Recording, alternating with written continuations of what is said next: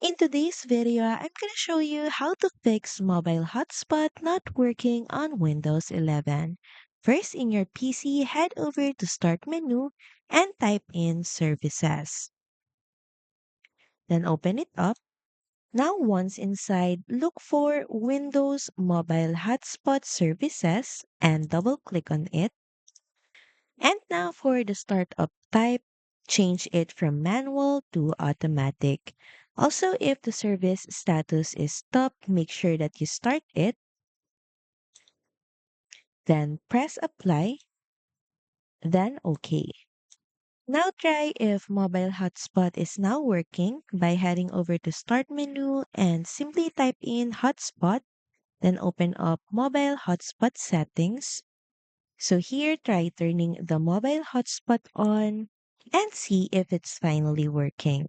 And if not, all you have to do is go back to network and internet, then scroll down to advanced network settings. Now from here, look for network reset, click on it, and click on the reset now button. Once done, mobile hotspot should now work. Now, once you've done all of that, now open up Registry Editor so you can also search it up from the Start menu. And here, expand HKey Local Machine. Then next, expand System. Then next, Control Set 001. Then Services. Then just scroll down until you see WLAN SVC and expand this. Next, expand parameters until you see hosted network settings. So click on it. And here at the right side, look for hosted network settings, then right click on it and press delete.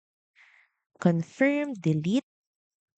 And the last thing you may want to do is now restart your PC. So that's pretty much it. Thank you very much for watching this video and I'll see you again on the next one. Bye!